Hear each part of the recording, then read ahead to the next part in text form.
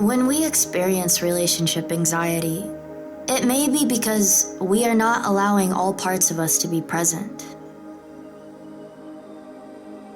We've left behind, or at least tried to leave behind, the parts of ourselves or some emotions that are difficult.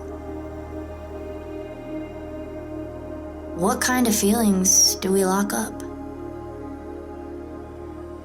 Anything that makes us feel vulnerable or out of control? Such as liking or loving someone more than we want to.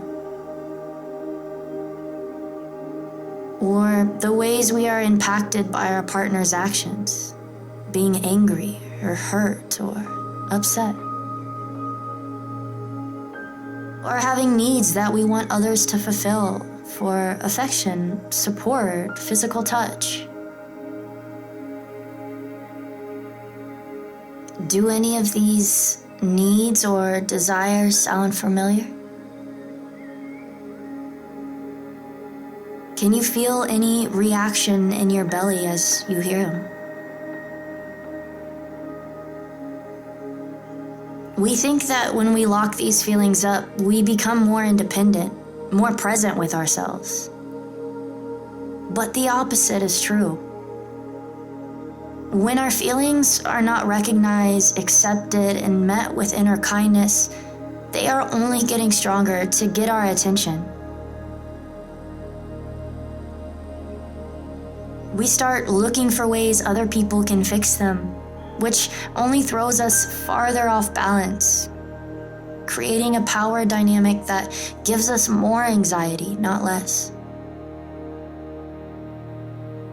A great way to redirect our anxiety is to turn our focus back towards ourselves.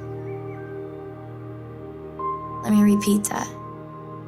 A great way to redirect our anxiety is to turn our focus back towards ourselves. Let's explore some ways you can become present with yourself when vulnerable emotions create relationship anxiety.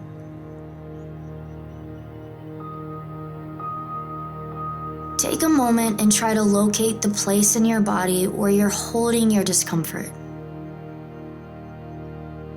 Is there a spot that feels clenched or tight? Maybe in your jaw or belly. Or maybe it's a place that feels numb. Take a deep breath into that space and feel it expand. Do it with me.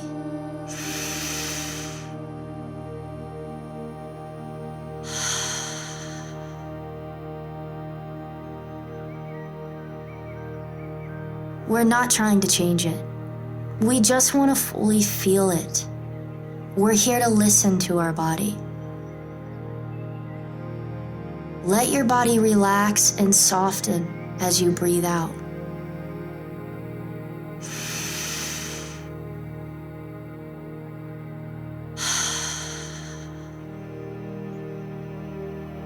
Relax and soften.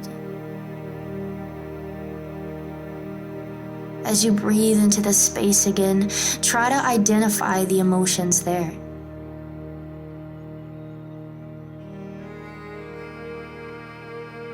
Letting go of the stories about the emotions and about the other person. Simply letting yourself feel the sensations that arise with these emotions. Is this spot holding sadness, fear, vulnerability? Let yourself feel these emotions and sensations, allowing and accepting them to be just as they are. These are feelings that every person experiences. The difference is what we do with them. If we choose to bottle them up or project them onto others to fix, our anxiety will only get stronger. Or we can simply sit compassionately with them. Breathe with me.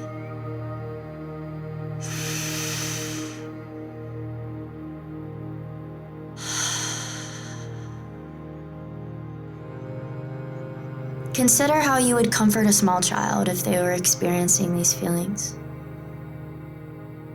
You might tell your younger self something like, "It's hard to feel sad, but it's okay. Everyone gets sad sometimes. There is nothing wrong with you. It is not always going to be like this." As you hear this, notice if there's any place in your body that starts to soften or to let go a bit. Whatever arises with those statements, let's shift a bit, and I invite you to find a place in your body that feels comfortable or even peaceful.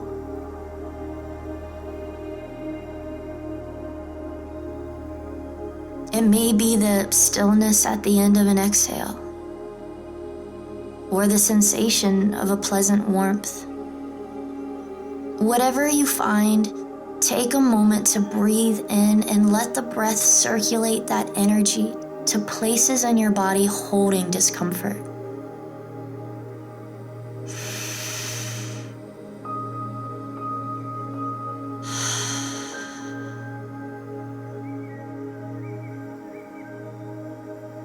Your feelings of discomfort don't have to go. We can accept their right to be here. But maybe we can bring some energy or peace from other parts of our body to exist alongside the discomfort.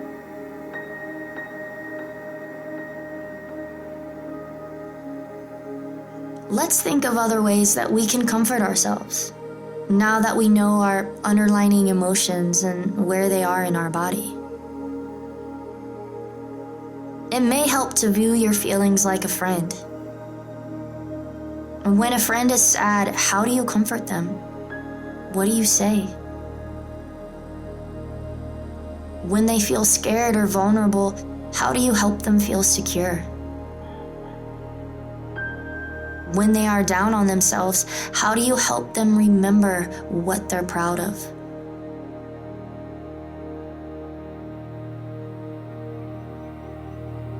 How you talk to yourself in these moments is important, because it is the same way you will talk to others, whether or not you say the words out loud.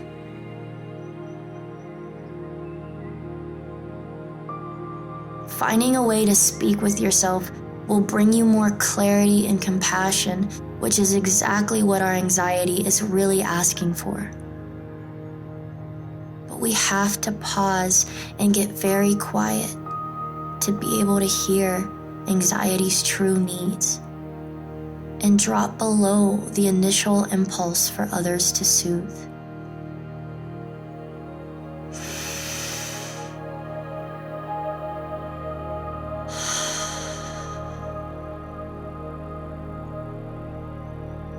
Sometimes it takes a while to get quiet and hear our most buried emotions. Think about what else you can do to soothe yourself in these times. Ways you can tell your body that it is safe to let out its vulnerable emotions. Maybe it's taking a warm bath or going on a walk. Maybe it's writing in your journal, or doing your favorite type of exercise, or having a snuggle with your pet. Are there any comforting things that you can keep on hand for these moments? A favorite snack, an encouraging note from a friend, favorite photos? Anything that brings you joy, reminds you of your best self, or reminds you of the support and love in your life. Practice treating yourself this way every time you experience anxiety. You'll find that taking care of yourself first, anything involving another person is not so charged. They don't hold the power to cure your anxiety because you already are taking care of yourself. You are honoring yourself every time you do what we did today. pausing and listening to yourself. Remember to keep coming back here and back to yourself.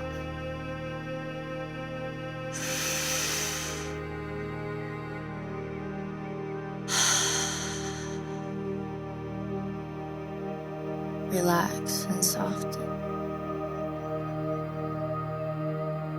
You are honoring yourself every time you do what we did today. Pausing and listening to yourself. Remember to keep coming back here and back to yourself.